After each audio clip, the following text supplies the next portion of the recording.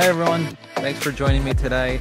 I'm excited to talk to you a little bit about how to make your marketing stand out. So drowning in a sea of sameness. So I'm going to jump right in here and walk you through basically the kind of the environment we're living in first as B2B marketers, and then share some very actionable tactics you can actually start leveraging in your marketing to stand out. So just a little bit about me. I'm based in Chicago. I have three crazy kids. There they are. I have two dogs as well. I used to be a full-time marketing executive, leading the marketing team at Help Scout. I was a VP at G2 and Thrive previously. And currently I run a company called Curtis.co, where I build and execute growth marketing strategies for high growth startups. So I get to see lots of different marketing across lots of different companies in my role today. So I'm going to share kind of some of the big areas I think are misses today. So if you're in B2B, everyone's seen the MarTech 10,000 of all the different companies that are selling. But I think one of the big things is it's hard for companies to stand out. And I think some of the ways they're missing the marks is everyone has seen these types of illustrations before. And it's one of my new favorite terms, which is the term of a bland instead of a brand, because everyone's using the same basic marketing approaches and same design. And really, like the design, I'm going to walk through a little bit where everyone's doing the same thing is more symptomatic than it is necessarily the core problem. But it's easy to spot, and everyone has seen these types of images. Take it one step further. Here are 6 companies that all sell different types of ABM solutions and actual ads they run. None of these actually stand out from each other, right? They're all targeting heads of marketing. They're all blue. They're all using the same type of color, same stock imagery. And if you think about it, your goal as a marketer when you're running any sort of campaign is to cut through the noise and stand out to your actual potential buyer. You make your job 100 times harder when the playbook you're running, the creative you're running is actually almost identical to every one of your competitors. And so it's not just your competitors as well. They're not, Terminus is not just competing with the other 5 companies on this slide and metadata.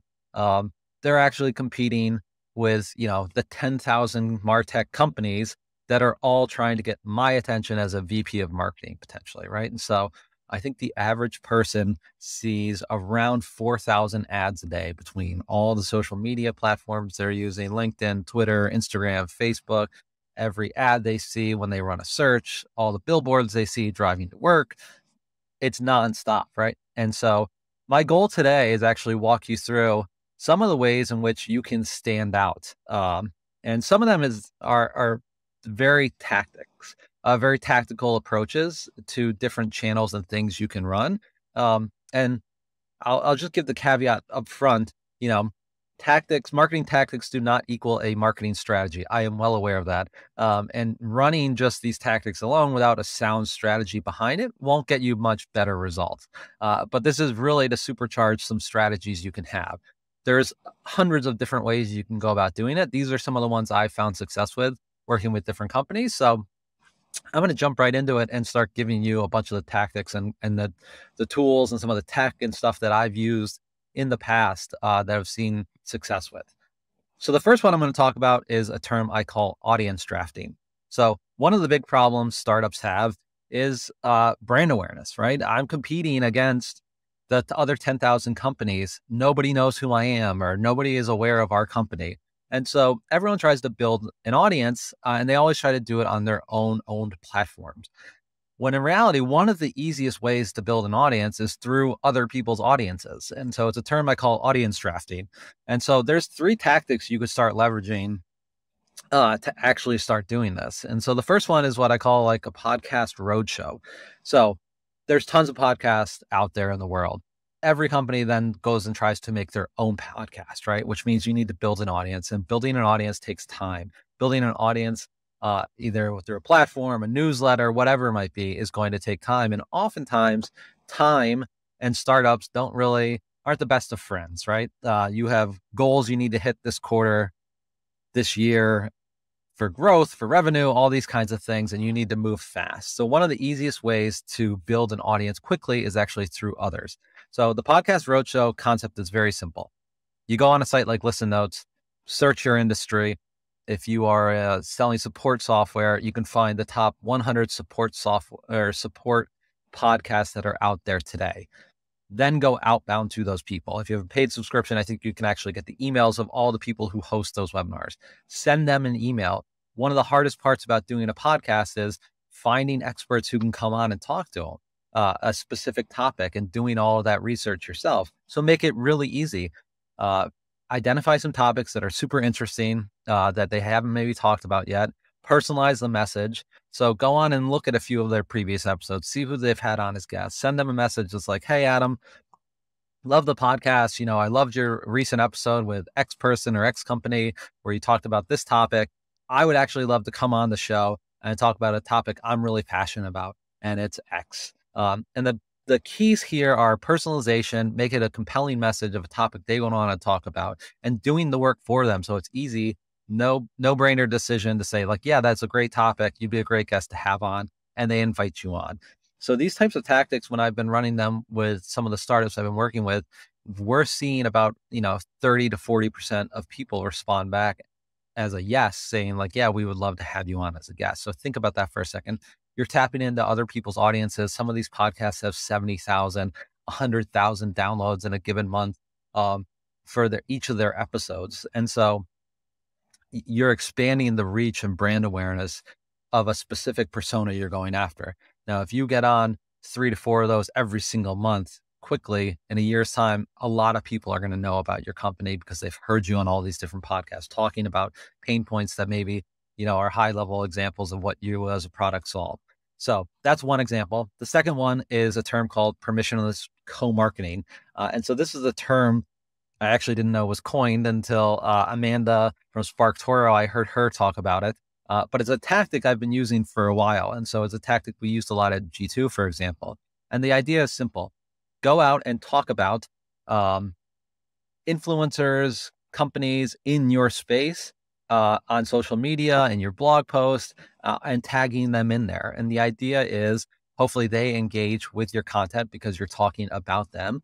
And as a result of them engaging, you're opening yourself up to their audiences as well. And so a great example of this is what we did at G2, where we ran, basically awards for the best software companies. And so it was best software companies in these categories based off all of our reviews. And we would just publish it and talk about these companies in different posts.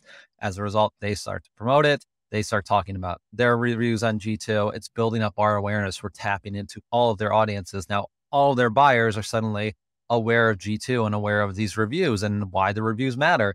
And so we're marketing through these other companies using a tactic like permissionless co-marketing. And the third one is a tactic where we're going to talk about it a little bit later, but it's what I call like marketing's like dirty secret, which is data scraping. So I'll give an example. If you are a copywriter and you are trying to find an audience of people who are interested in copywriting, you could go on LinkedIn or Twitter and do a search to find basically some of the top posts that talk about copywriting. You will then see thousands of people, hundreds of people commenting, liking the post. One of the easiest ways to build up your own audience of people on social that are actually interested in the topic you talk about is you can go out and there's plenty of tools you can use. One of them being like Phantom Busters, scrape all of the commenters or all of the people who like that post. Suddenly you have a list of all people who you're probably the right persona you're going after that are interested in the topic that you're going to be talking about as well. Now, how you actually use that data is where it becomes dirty or not dirty. You don't have to go out and spam. Like data scraping by itself is not a dirty tactic unless you use it in a bad way. So one of the easy ways is just go out and connect with those people. You now have a list of 1,000 people who are all interested in a topic you're going to be talking about. It's a great way to go out and build your audience. So those are 3 simple tactics in terms of like building up an audience that you could start leveraging today. The second part I'm going to talk about are content growth loops. So typically how most people do content is they have an ebook, a webinar, you sign up for it. Thanks for signing up. Here's a few links to our blog. If you're interested, maybe the email has nothing but like, here's your registration information. Here is the actual guide. And they don't do a great job of actually like bringing them along in that journey And very good copy is an example of a website that does it really well, right? And Eddie's talked about the growth loops he's built out, but basically he has a newsletter, and in his newsletter, he talks about a specific topic, and he drives people to his social media post about that topic to actually engage in conversation there. So as a result, everyone in his newsletter is going over there, they're talking, they're posting about it. That expands his newsletter to all of their audiences. As a result, the CTA and the social post is the sign up for the newsletter. So he gets more signups for his newsletter, which then has more people commenting on his next social post. And it continues to grow and grow and grow. And it's creating a nice little flywheel kind of for him. Another example is events, right? I'm speaking at this event, and there's a few thousand people registered, hopefully watching this right now. How do I turn those few thousand into tens of thousands of people who are aware of what I'm building and what I'm doing? So simple example, and this is not just an example, I'll actually do this. If you post one thing on social that you liked about this presentation and tag me in it, I have a list of 50 growth ideas that I gave away to everyone in my newsletter. I will send you a copy of that completely free. All you have to do is post one thing that you like about this presentation, or that you learned from this presentation on Twitter or LinkedIn, tag me on the post, and I will go and send you a copy of that. So a couple of things, right? I just took this, and hopefully 100 of you go out and do that. Now you've expanded the reach of one presentation into all of your networks. And so that's a few examples of, I think, of when you think of content, thinking of beyond just the format you have, but how do you make it more evergreen across all of your other channels and create these growth loops for you. And so very much the product, you should be thinking about content in a similar way, because the impact you get from one piece of content expands very quickly. It's an easy way to stand out from the crowd versus like someone seeing a post about me promoting this presentation or whatever it might be isn't going to have the same impact as somebody talking about it who was actually there. That social proof is way more valuable. And the similar thing from your product or whatever it might be, the content you're creating, that's how you should be thinking about this stuff. So number 3, don't build a brand. Seems really easy to do, but I'll give you a couple of like very concrete examples of how you can actually go about doing this. Number 1, you saw the ad creative I showed before. I'm not picking on those companies just because they're metadata competitors or anything like that. You could go across any vertical and pick out 5 companies, and they would probably all have very similar feel. One of the things people have gotten really good at is when you're scrolling on social, and you can find yourself doing this probably yourself, you will scroll right past any ads you see without even thinking twice about it. Humans are really, really good at identifying ads and just moving right past it. Nobody wants to engage with an ad. So part of success for an ad is getting someone to just stop scrolling for a second, right? And get their attention. So how do you actually do that? And one of the ways that we found a very like tactical thing is we just ran ads with people, real people, and there was no copy around it. So at G2, we had wonderful designers. They designed beautiful ads for us. We were running them. We were seeing some success. And then we talked to someone else who said like, oh, the most successful ads I've ever run are just shots of people at their desk. And so we decided to run an experiment. We went around the office and we took pictures of people just sitting at their desk. That was it. That was the ad. And then we rely on the ad copy to actually convert people, because we wanted the image is just the only goal of the image was get someone to stop scrolling. And so what happened was, as a result, it worked, right? Someone was scrolling through their feed. They saw just a picture of someone sitting at their desk, a real person, not a stock image or anything like that. And they stopped because it's like, oh, do I know this person? Whatever is going through their head, they stopped, they engaged with it. And we actually saw a 20% decrease in our cost per lead by using this tactic. Very simple approach, right? There's lots of ways you can do it to get someone to stop scrolling, what color you're using in the ad, the copy. But that's just an easy example of something of like, when you think of the creative, think, how are people going to see this in their feed? Number 2, copy that isn't boring. You could also go on any of those companies' websites I mentioned before, look at their copy, and it's all going to look and sound the same, right? Like, we help you save time and money. We help this, we help that. Tons of acronyms, tons of the buzzwords. And it's very hard sometimes for companies to get out of their own way and post content or post copy that isn't boring, that isn't filled with that jargon, because they think everyone is doing that. That's what we should be doing as well. And so one of the easiest ways to find out is using a tool called Winner. I'm not paid by them. I just love what they're building. It costs, I think, I'm not sure the exact cost. It might have changed since, but I think you can run a basic test for like $1,000. So companies are going out and spending $20,000, $50,000 a month in ads without ever testing the copy that they're using. So one of the easiest ways is use a tool called Winner, test your copy. They have real people. You can build out the persona of the person you're going after, actually review your copy and give you feedback. Like, I don't know what this means, or this isn't compelling to me, or how is this any different than X? That kind of feedback is invaluable.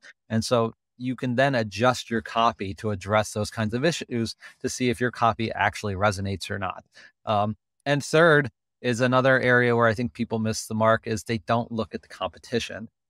So if every one of those ads I mentioned above were all in orange, then maybe going with blue is the right direction, right? So one of the biggest things is look at what your competition is actually doing. Look at about they're talking about their product.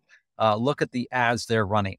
And so there's a couple of ways you can do that. There's a tool called Moat, M-O-A-T. You can go on there, you can search any brand, you can see a bunch of the different ads they're running. And the second way is actually a way not many marketers know about. You can go on any company's Facebook page. And if you scroll down to, I think it's called like page authenticity, you can actually click in there and they will show you any current ad that company has running. So it's page transparency. And so that's one of the easier ways for you to go and see like, what is my competition running today? And you can see engagement levels on that sort of stuff. And so using those tools will give you a good screenshot of like the landscape you're competing in. So it might help you better understand like, how do you actually stand out? Like, what is the norm in our industry and how do we not do that?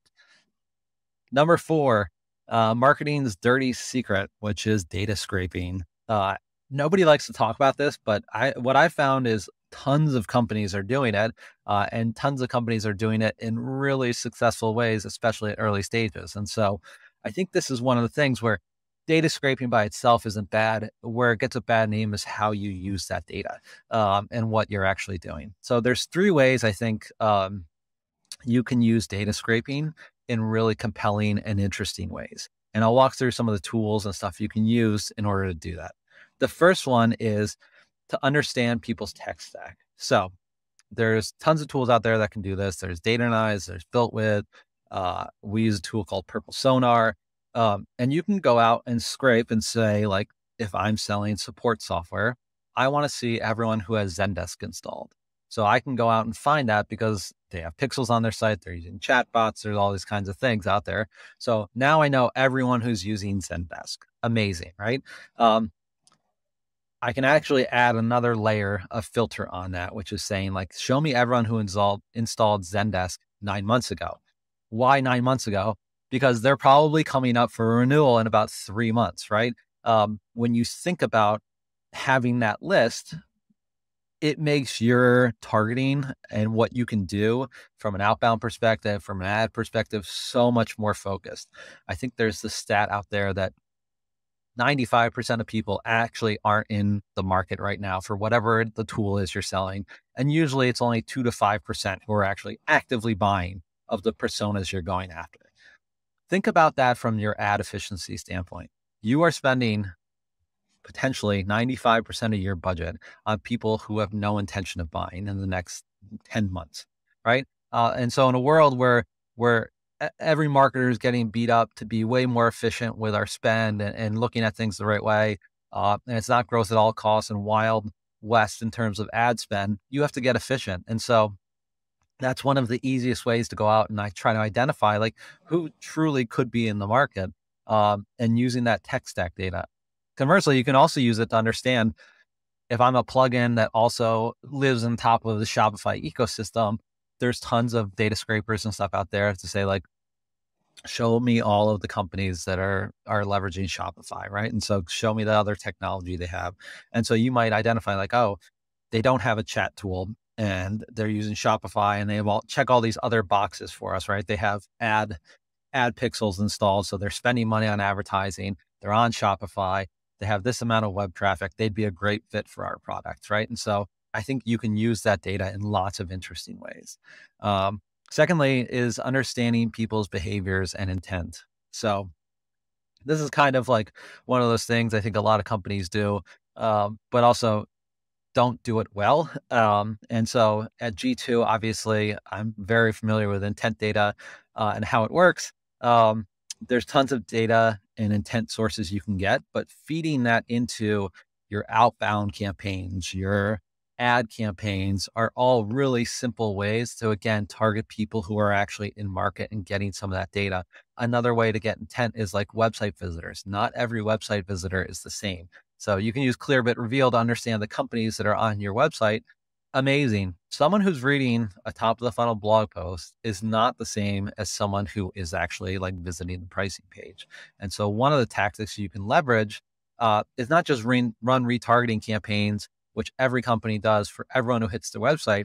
Try to focus your retargeting campaigns specifically on those high value, high intent pages, your pricing page, your feature pages, the requested demo page, and tailor your spend to be more focused on retargeting those audiences because those are the ones who are actually showing the intent that they might convert for you. So those are two of the ways. And the third one is, like I mentioned before, is the social presence.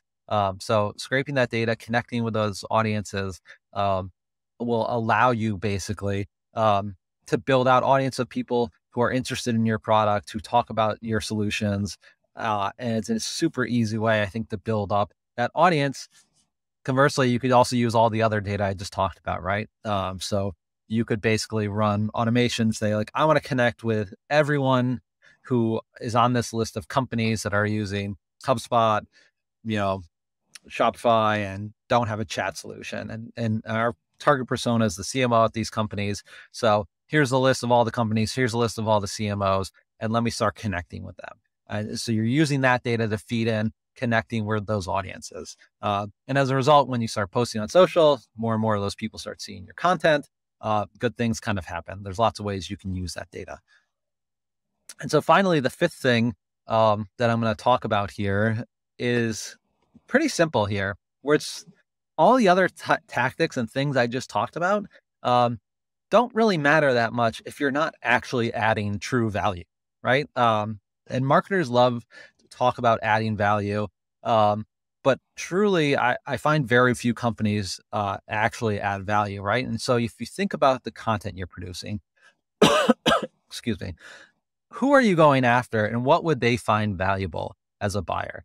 If you think about templates or blog posts you're going to write about, like what are the things you're writing about that would actually be valuable to your audience? A lot of times marketers go out and they write content that is super SEO focused. And it's just meant to get people at the top of the funnel. That's fine. But that's not necessarily adding value maybe to your buyer. It'll get you ranking for some top of the funnel search terms, but your buyer's probably more in depth than that.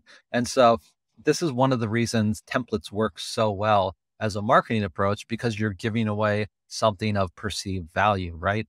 Me giving away 50 growth ideas that I have that are similar to a bunch of these is actually value that hopefully some of you want as marketers. And so you'll go out and request it because it's of value to you. And so all of the things that we talk about, showing up on podcasts, permissionless co-marketing, building in growth loops to your content, it only actually works if what you're producing has value to your buyer.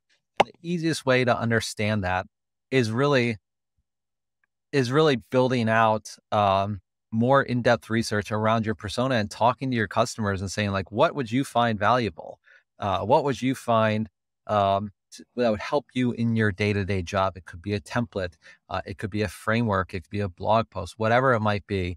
But really focus on that first, even though it's the last tactic, because all the other like growth hacky kind of things won't really work unless you really nail that strategy of what is valuable to our buyer. And so with that, that was all I had for today. So I will just say thanks everyone for coming. If you're interested in getting my 50 growth tactics, simply comment one thing you learned from this presentation on LinkedIn or Twitter, tag me on it, and I will send it your way. Thanks for coming.